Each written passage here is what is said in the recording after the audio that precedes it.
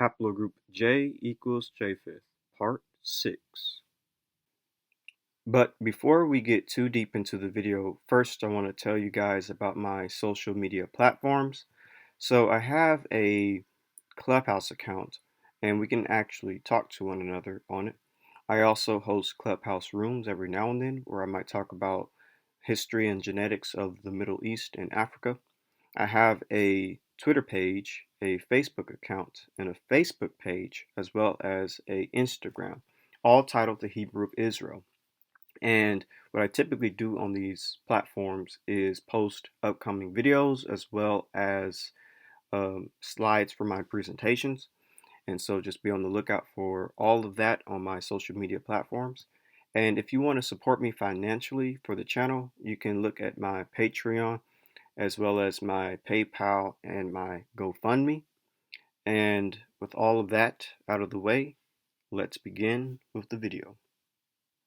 Caucasians in the Middle East, genotype and phenotype. What is the genetic makeup of the Middle East? Genetically speaking, West Asian ancestry or Middle Easterners are Caucasians. Their genome is related to peoples of the Caucasus. This is from human ancestry correlates with language and reveals that race is not an objective genomic classifier.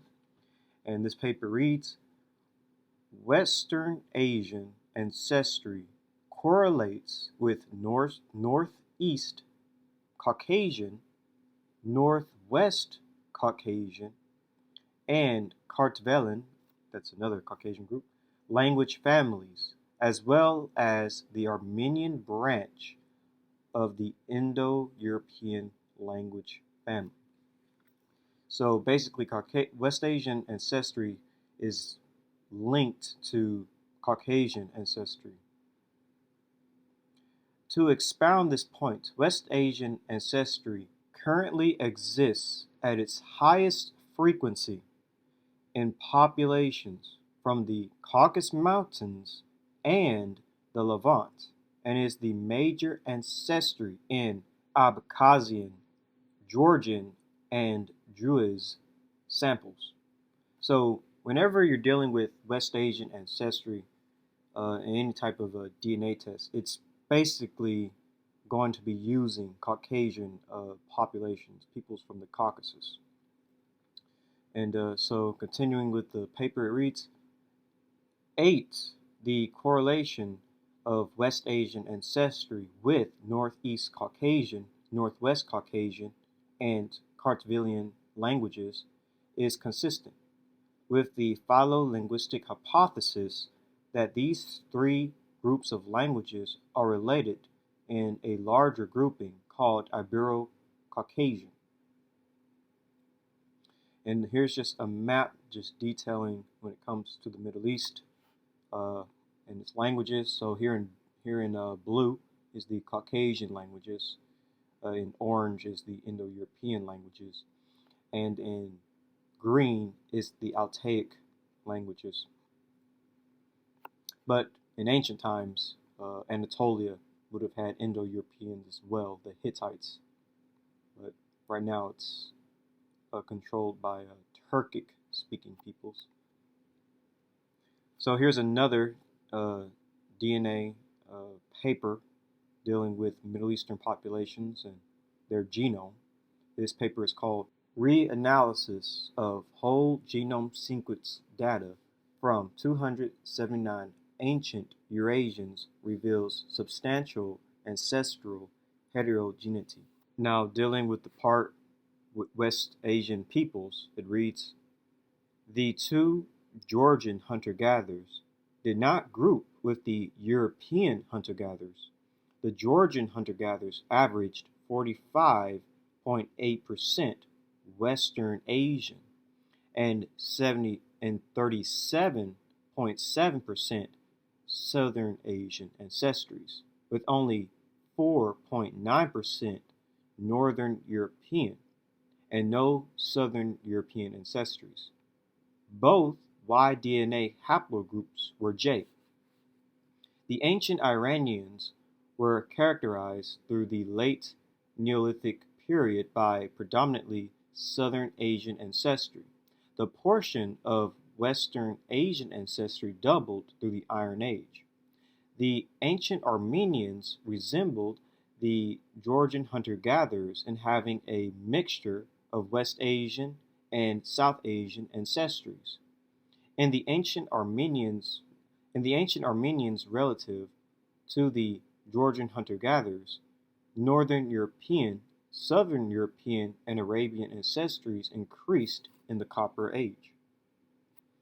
In the ancient Iranians, the portion of West Asian ancestry doubled through the Iron Age, suggesting gene flow from the Caucasus rather than the Levant, with smaller amounts of Arabian and Southern Indian ancestries suggest gene flow from the West and the East, respectively.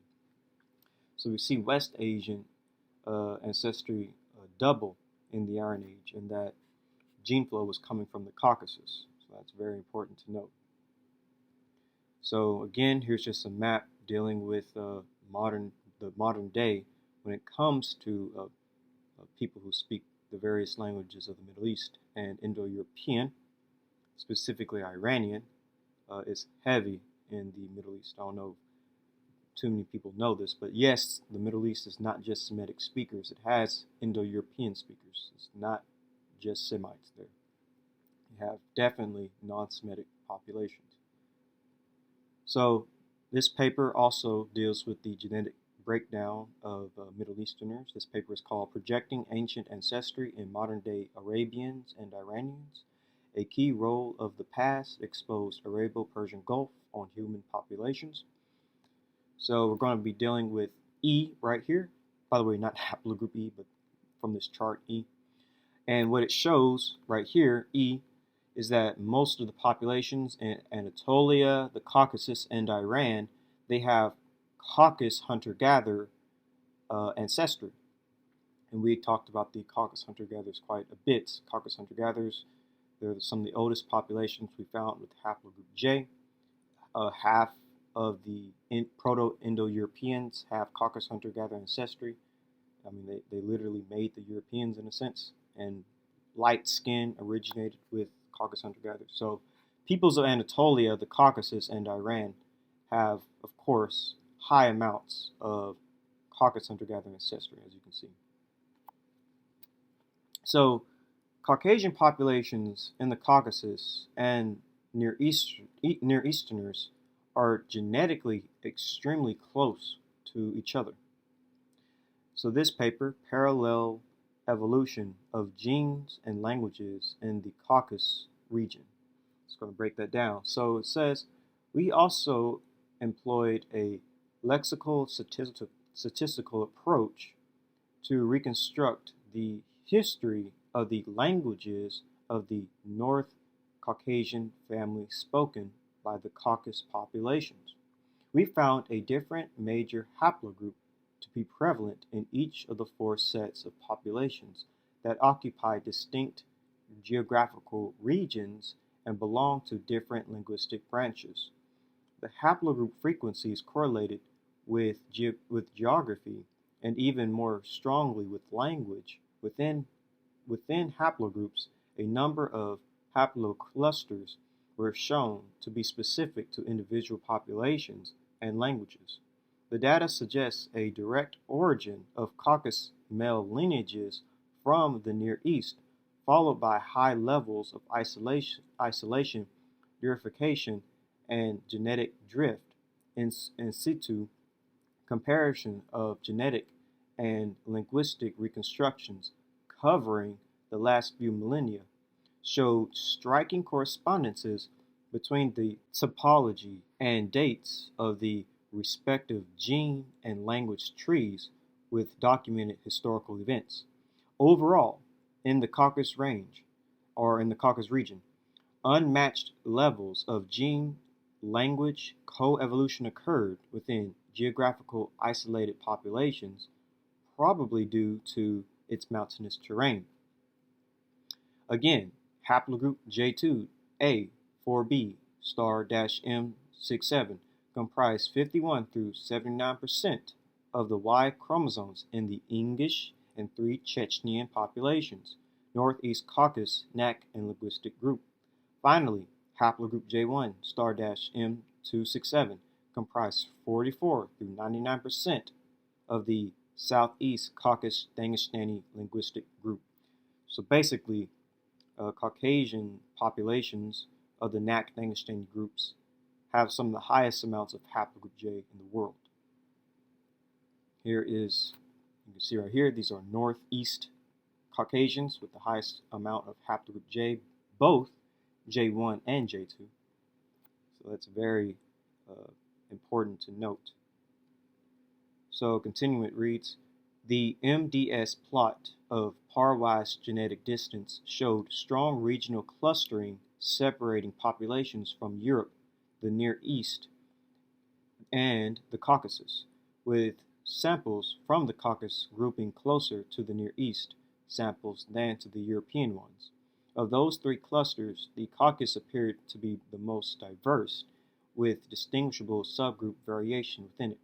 The first subgroup included the Dagestani speakers, the second Nak speakers, and the third the Abzaho-Abidjihi speakers.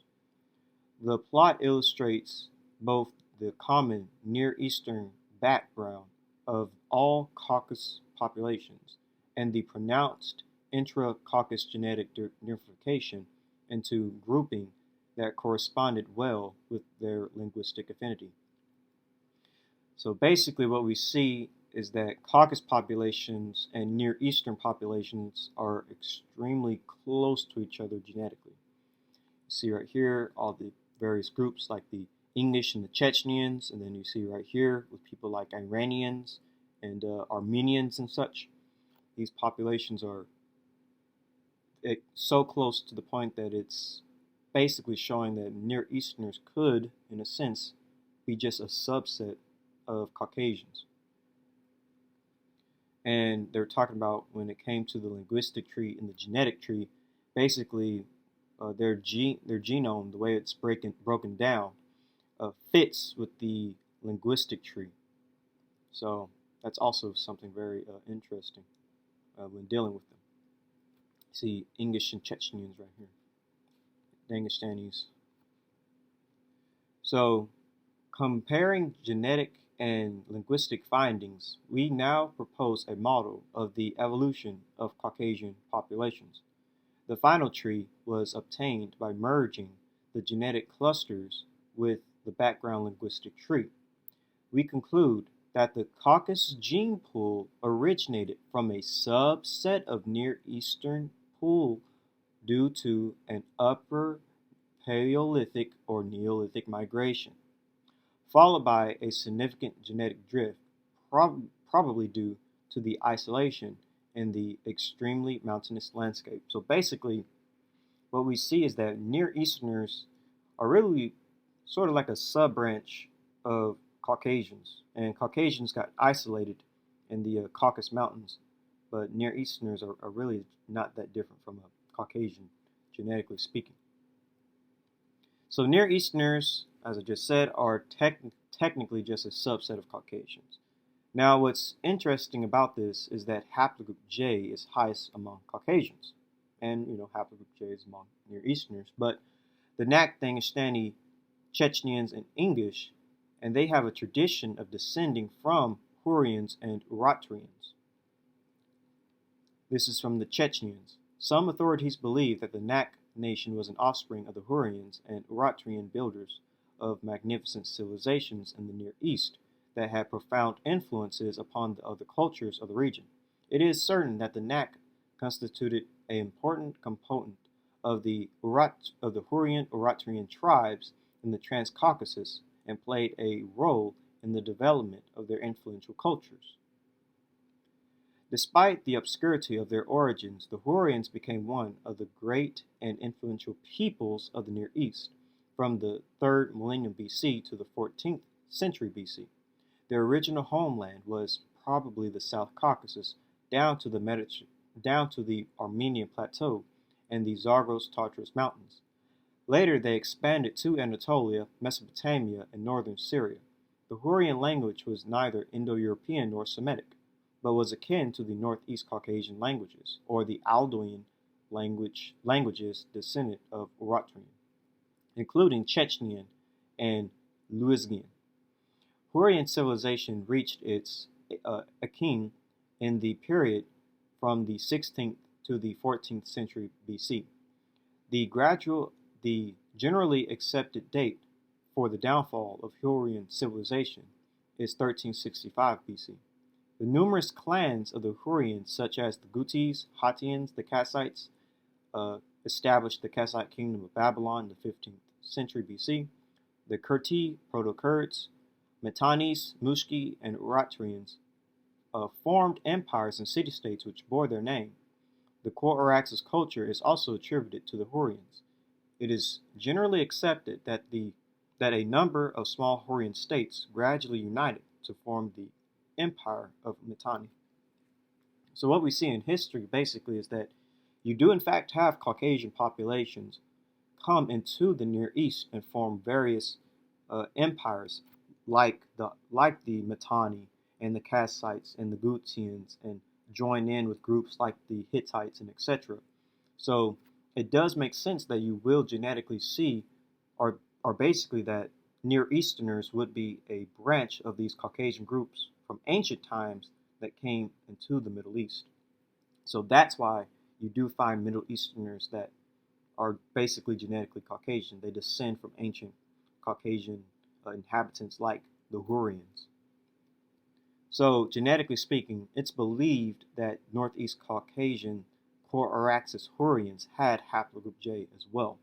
This paper is called How Eurasia Was Born, and it reads, the Northeast Caucasian language family seems to show clear links to ancient Eastern Anatolia, as most subclades of J1-Z1842 can be linked to the Armenian highlands in present-day Azerbaijan, precisely fitting the exact location of the core Araxes culture.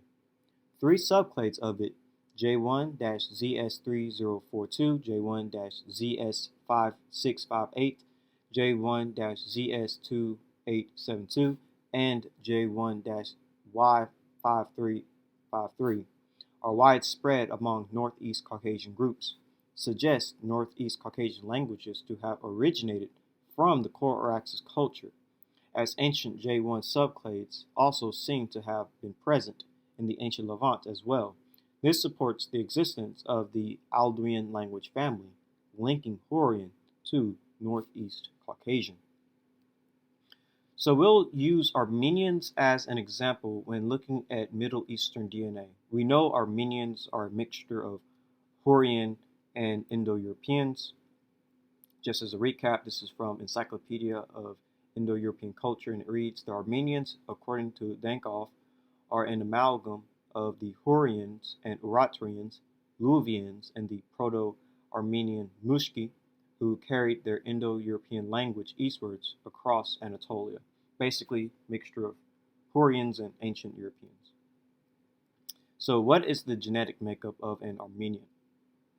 So if you were to look at an Armenian DNA test, this is from 23andMe, you can find this on Reddit, their genome would basically be Iranian and Caucasian.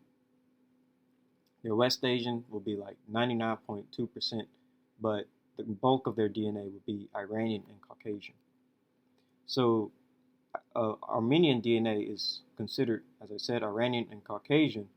So who else in the Middle East matches Armenians? So let's look at Iranian DNA results. So this is an Iranian, or a Persian. You can find this on 23andMe, Reddit, and let's just deal with a person who's 90.2% West Asian. Where is most of their West Asian DNA? It's Iranian and Caucasian, which makes a lot of sense. So Iranian DNA is Caucasian and Iranian, but who else in the Middle East matches Iranians? So let's look at Kurdish DNA results. So this is a Kurdish person, 99.8%, whereas most of it is Iranian and Caucasian DNA. This is a Kurdish from Reddit 23andMe. So Armenians, Iranians, and Kurds are all very genetically similar. Most of these populations, by the way, also carry haplogroup J, and Caucasian DNA overlaps with haplogroup J.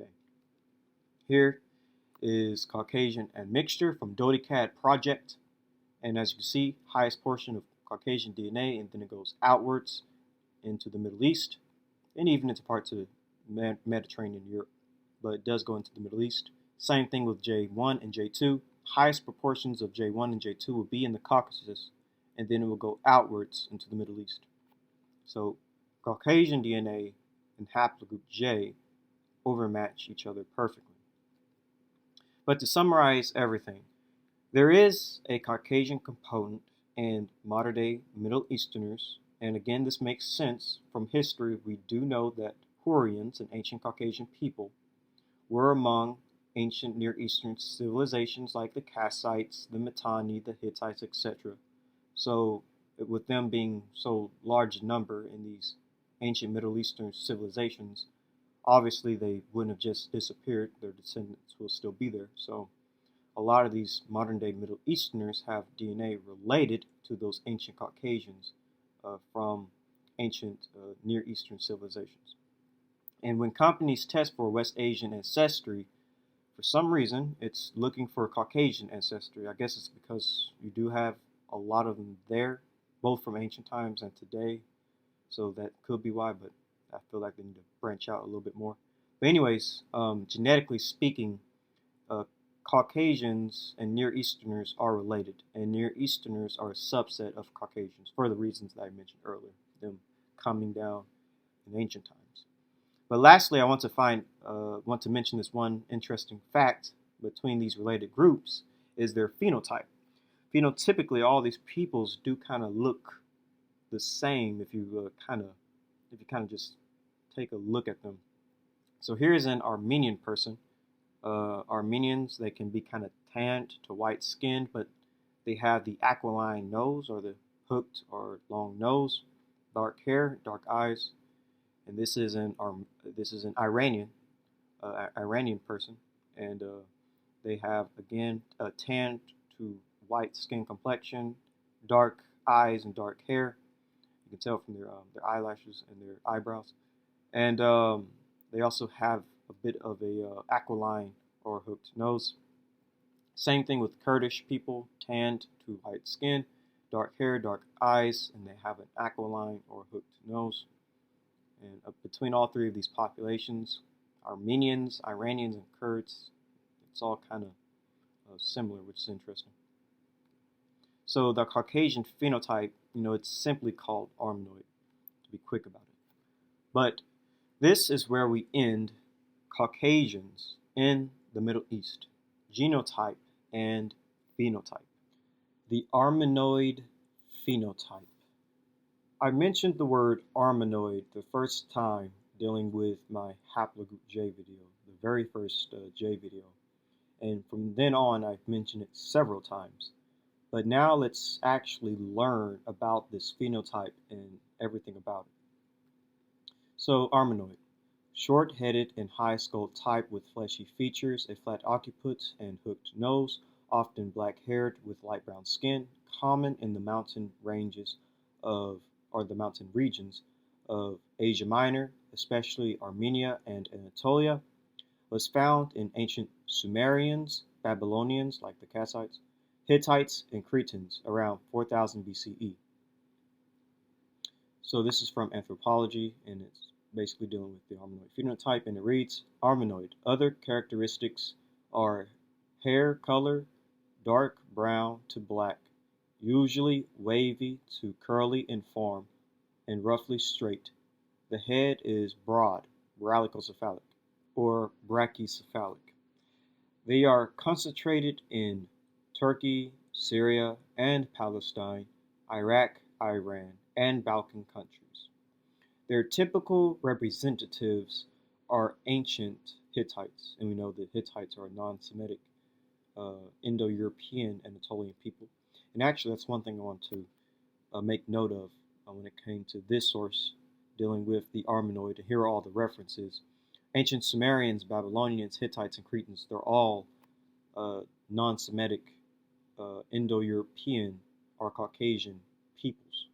Even when it comes to the Babylonians, it's likely referring to the Babylonians of the Kassites, who were a mixture of Iranian and Hurrians. And keep in mind, that Kassite dynasty of Babylon ruled for 500 years. It's the Babylon that we typically think of, whether we know it or not, because that Kassite Babylon created the Babylonian culture that we know of. So Hittites and Sumerians and Cretans, that's all Indo-European or Caucasian peoples. So that's what we're dealing with when it comes to the Armenoid phenotype. So this is from contributions to the anthropology of Iran, and it reads, Houghton, page 504 through 505, defines the Armenoid type as follows. And I'm just going to read some of it right here, even though I don't have it underlined. But nose form is convex, high bridged, and long, and often rather wide, and that's basically talking about a aquiline nose, basically a hook nose. I'm just going to stop right there. Skipping down, head form is umbilicocephalic. The hair color is black or brown. The eyes are brown. Skin color, olive or brunette white. Hair form, usually wavy, sometimes curly or straight. And distribution, concentrated in the Near East, Asia Minor, Syria, Persia, common in Greece, Romania, Bulgaria, largely present in urban populations of Russia, Poland, Hungary, Austria, the Czechoslovakia, Yugoslavia, Germany, United States. Typical peoples, most Armenians, which is kind of where the name comes from. So most Armenians, Turks, and Syrians, many Persians being Iranians, and Ashkenazi Jews. Continuing, it reads, the so-called Armenoid type is defined by Haydn, page 27, under the Eurasiatic brachycephals as Anatolian Armenian. Dark hair, tawny, white skin, and medium stature. Rarely very brachycephalic, a prominent aquiline nose with a depressed tip and large wings is very characteristic. Scattered in Anatolia, Armenia, the ancient Hittites were typical members of this race. So looking at Hittites is a good example of getting an idea of an Armenoid phenotype as well. So now let's deal with the word aquiline, because I say it a lot. So let's get the definition of what I'm talking about. So an aquiline nose, also called a Roman nose or hooked nose, is a human nose with a prominent bridge, giving it the appearance of being curved or slightly bent. The word aquiline comes from the Latin word aquilis, eagle-like, an allusion to the curved beak of an eagle. So here's like an example of that. It's like a curvature, like hooked. According to anthropologist Jan Sevlovsky, it is most frequently found among members of the Oriental race and Armenoid race, Oriental meaning Eastern.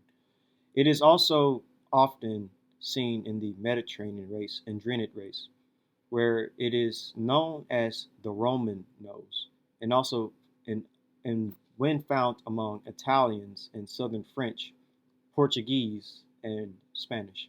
I think that's important to note because this phenotype, for some reason, some people, but not all, but some people do, for some odd reason, consider the hooked nose type to be Semitic, and that's not really the case. It's seen among Mediterranean Europeans as well. Like they said, sometimes it's even called the Roman nose, Romans being Latin, Indo-European people. So it's not a Semitic nose. It's not a Semitic type. It's just really, in all actuality, it's a Caucasian, specifically Armenian or Armenoid type.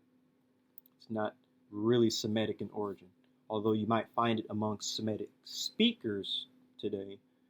It likely didn't originate with Semitic people. So we have a good idea of the Armenoid type, basically white to tan skin, dark-haired and dark-eyed with a hooked nose or aquiline. But now let's look into ancient human populations of the Near East described with the Armenoid phenotype. So one group mentioned are the Sumerians. So let's look at the Sumerians. So as you can see with the Sumerians, a non-Semitic people, they have this arched nose, as they said, and you see it in most, if not all, of their artwork. This long, hooked, nosed type is seen right here. Here's the Sumerian cuneiform, and they purposely, made themselves look like this aquiline nose. Some people might say triangular, or this curvature of a nose. You see this in their statues. You see this in their tablets. There's some more tablets that depicted all of the people like this, with this aquiline nose. Same thing with their statues. And here are some figurines, literally down here, called the Armenoid. This is also brachiocephalic, as they said, basically a round head. It's very round. It's not dolichocephalic, i.e. a long skull, but it's more rounded. Here are some more. This is drawings that they made of themselves. Here's a tablet over here, but they do depict themselves with this very long curvature of a nose. There are more tablets, more depictions. Sumerians. Here's another statue. Here's another tablet. You can see the Sumerian right here, the Sumerian cuneiform right here as evidence. Here are a bunch of Sumerian statues with the way the Sumerians depicted themselves, these non-Semitic people of the Near East. This is how they depicted themselves. Here's some more curvature, as they said, curvature of the nose, aquiline, hooked. And this is how Semites, well, not Semites, non-Semites depicted themselves. Here's more. So another ancient people mentioned with the Armenoid phenotype are the Hittites, and Anatolian European people. So let's look at the Hittites. So this is here, Hittite from Syria, early inhabitants of Western Asia, and again, Anatolian Europeans. To call this phenotype Semitic would not be 100% accurate. These are Anatolian European peoples with this aquiline features, this brachiocephalic round-headed features, and beards, by the way. Here are more Hittite statues, more Hittite tablets and wall reliefs or murals, and they depicted themselves like much like the Sumerians with this aquiline nose. This is from Egypt right here of a Hittite, and this is the Hittite, their own art depictions of themselves. So I do find it interesting how the Egyptians kind of got the phenotype right, got it correct to the way that the Hittites depicted themselves. Here's another Egyptian Hittite depiction. See his features, and this is how the Hittites depicted themselves. You see their features with the long beards, long hair, aquiline nose, etc. There's another Hittite, but it kind of got broken, but still you can see the features from the way the Hittites depicted themselves as well. There's another Hittite, and there's another Hittite, one from Egypt, one from Anatolia. And the way they depicted this particular person was with a really big nose. And here's a drawings made by archaeologists or anthropologists when it comes to Hittites. See the features, the way that they drew them when they looked at some of the wall reliefs. So what I find interesting about the Armenoid phenotype is that anciently, it seems that it was associated with Indo-Europeans and Caucasians. After all, keep in mind, Hittites are ancient Indo-European of Anatolia, and the Sumerians are isolated population that spoke likely a Caucasian language. Just to recap, Hittite, a member of an ancient Indo-European people who appeared in Anatolia at the beginning of the second millennium BCE. By 1340 BCE, they had become one of the dominant powers in the Middle East.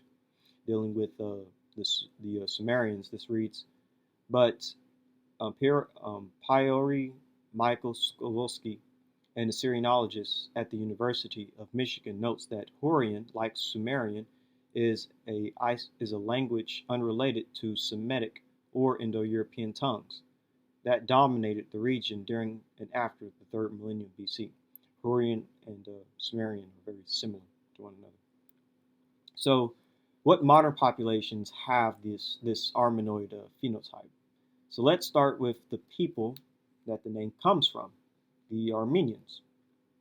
So Armenian widespread type found in its most specialized form in the mountains of Asia Minor, associated with the ancient Cretans and the Hittite kingdom, common in Armenians and Turks of the mountainous ranges like Tartarus, and then it's seen in various other groups. But physical traits is light brown skin, wavy, dark brown hair, and hyper varicose-cephalic. So here is a statue of a Soviet-era composer, and you see the way that they kind of basically made him look. So here are just some Armenian peoples. They do have tan skin and dark hair and dark eyes, but some can be very light skinned, still with this aquiline nose, dark hair. Here are Armenians, dark haired, dark eyed people with a convex nose, looking much like the Hittites actually. Their phenotype does match quite considerably with that of the Hittites. Just more of their features so you can get a good understanding. Dark haired and ranging in various skin tones. They, as I said, they're not just white, but they're also tawny in a sense. Tawny being a very light brown. And here are Armenians and traditional Armenian clothing. And here are more. And their phenotype kind of does resemble that of what people would call a Middle Easterner or a Semite.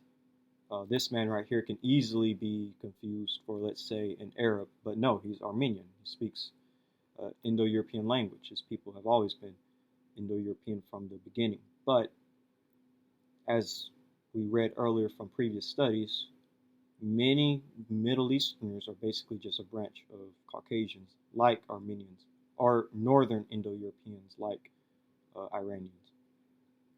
And here are some Armenian women. They have a very particular look to themselves. Here's Armenian women and the man in traditional garb, except for the man. So Armenians are the best example of the Armenoid phenotype, but other groups have it as well, such as Iranians. So Indo-Iranid, relatively recent contact type with a position intermediate between Indo-Bactriad and Iraniid, widespread in Pakistan, Iran, and Afghanistan, reaching to northern India in the east and Turkey in the west. Light to medium brown skin, straight or wavy, brown, black, plentiful hair. So here are some Iranian women. See their features. Here is he either is still the president of Iran or he's the former president of Iran. I can't remember, but he is a politician in Iran. And you can see from his skin tone, he is tanned, or tawny as they might say. Here are Iranian women, also tawny with dark hair, dark eyes. Here's an Iranian actress, and here are just Iranian people. You can see their hair can be kind of, I would say, frizzy or maybe curly-esque. Um, this woman right here looks like she can easily be uh, misinterpreted as an Arab or as someone from the Middle East, but uh, I would still say yes, Iranians are Middle Easterners, but we do have to understand the difference between Middle Eastern populations, and that not all Middle Easterners are Semitic. Uh, Many Middle Easterners can also be European and have this phenotype. That's why I find it kind of interesting how when we say that Middle Easterners, they're not black or they're not Nigerian or German, and again that is true, but it doesn't discount them being Indo-European nonetheless, because Indo-Europeans were in the ancient Near East, and Iranians are just a branch of Indo-Europeans, Indo-European Near Easterners. So I still would classify them as European, even if they don't look German. And I still wouldn't classify this phenotype as a Semitic phenotype. So we looked at the Iranians as another good example, but let's also touch on a last group, which is the Kurds, who are smack dab in the center of the Middle East. So Kurds, by the way, are technically a branch of Iranians to a kind of a certain extent. We talked about the Kurds. They're a mixture of Hurrians and Iranians. And as you can see, they have also the same features, no different from an Iranian or an Armenian. And they too can be tawny with dark hair and a convex nose. And they too have the features that folks might say is Semitic. Again, this phenotype does not have to only be with Semites, but just get a good visualization of what we're dealing with when it comes to the various Middle Eastern populations.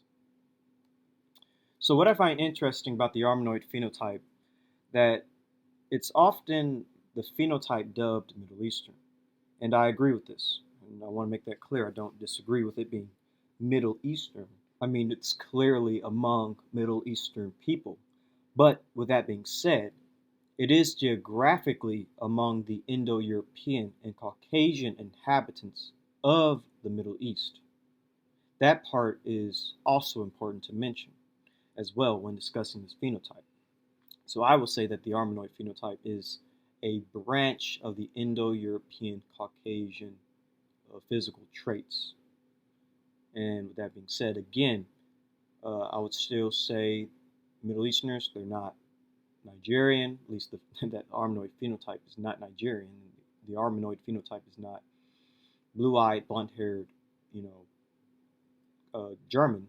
But as I said, just because it fits in the middle of a quote-unquote Nigerian and quote-unquote Scandinavian doesn't make it any less Indo-European, doesn't make it any less Caucasian. It is still that phenotype that would have originated with ancient Indo-European peoples like Hittites or ancient Caucasian peoples like Sumerians. It doesn't have to be, the default basically doesn't have to be Semitic. I disagree with the Armenoid phenotype default being Semitic. It's not. If you look at the ancient peoples who had it. Anciently, Armenoid was associated with more European like Hittites and more Caucasians like Sumerians. So I know I'm saying that over and over again, but I'm just trying to really like break this mold that we kind of have, this bias we kind of have in our minds. And basically, geographically, the Hittites were in Anatolia and northern Syria, and the Sumerians were in Iraq, southern Mesopotamia, and of course, Iranians are in Iran. So logically, it would make sense. You see these phenotypes still there in those parts of the world, in that region. The same thing with the Caucasian genome. Makes sense. You're going to see Caucasian DNA in the Middle East, since there was ancient Caucasian populations in the Middle East. But the default doesn't have to be that it's Semitic, because clearly we see very early on it wasn't Semitic. It was entirely different ethnic group. So with that being said, was this phenotype the only phenotype of the ancient Middle Easterners? Or was there different phenotypes in the Middle East prior to the Armenoids? Or even a better question, is the Armenoid phenotype Proto-Semitic? But this is where we'll end the Armenoid phenotype. And this is where we end Haplogroup J equals Japheth, part 6. If you enjoyed the video, please leave a like. Don't forget to subscribe and share the video. And leave a comment for any questions you might have. And follow my social media accounts that I mentioned at the beginning of the video. And with all of that out of the way, have a great day and shalom.